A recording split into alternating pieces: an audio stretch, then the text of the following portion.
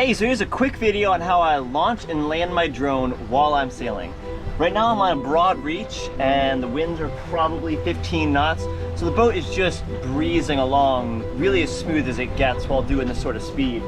So I figured this would be a pretty good chance to show you guys how I do it. First things first, I make sure that I've got my GPS and everything ready to go. I've double checked already ahead of time to make sure there's no airports nearby. I think I'm pretty much ready to go. I always try to launch off the downwind side of the boat, wherever that might be, and I usually hold the drone out and have it ready to fly out of my hands, which you'll see all in a second. I use one hand to hold the drone out. I use my thumb and my other finger here to start it, and then I'm going to use my thumb and my chin to send it off, both going up in elevation and out forward. Just get away from my Roman jib sheet here. Got a good spot, my legs locked in here. Let's go.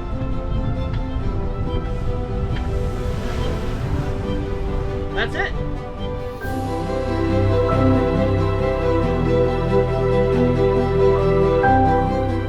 Now while I'm sailing along, I change where the return to home GPS location is. I'll hit that and I'll usually change it to where my controller is. Now another option you've got is to set the GPS coordinates way ahead to where the drone is if you know you're heading that way. Kind of a sneaky little way to go about doing it. Gives you the same results, so more or less, just a little more forward thinking.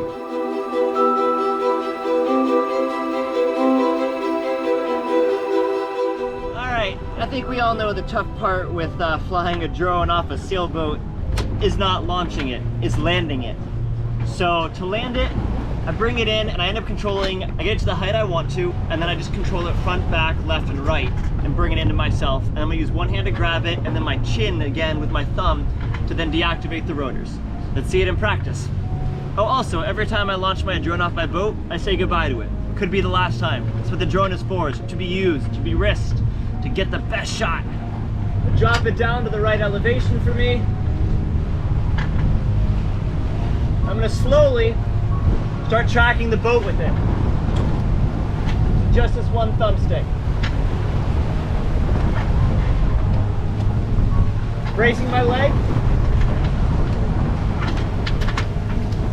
Remember, you don't have to get it the first time. You can let it hang out there, try again. Keeping it downwind of you.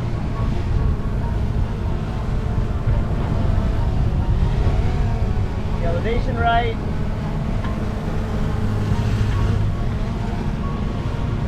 So it kind of just rose up there for whatever reason. It does that.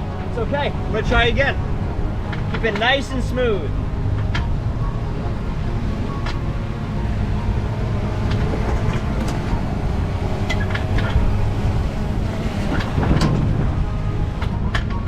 That's it.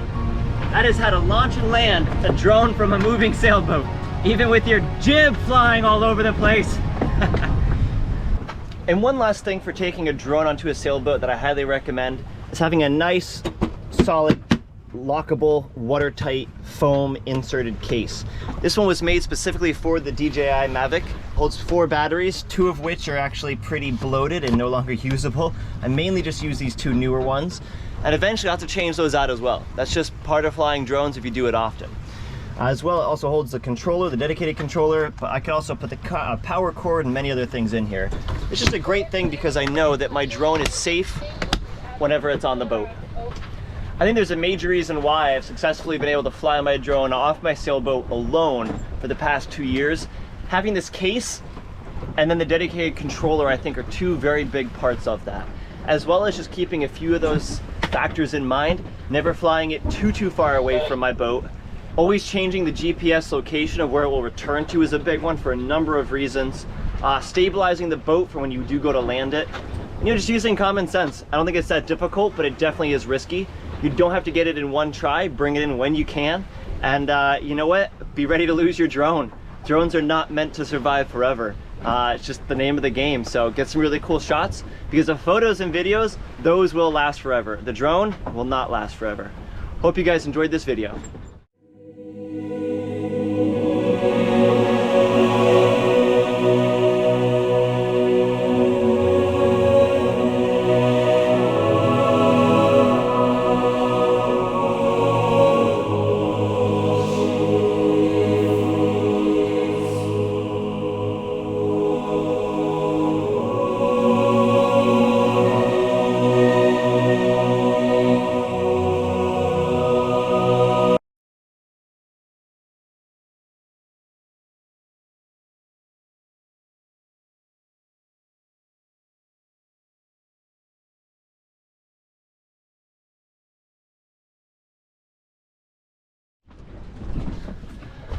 All right, well, I just lost my drone on top of the mountain there.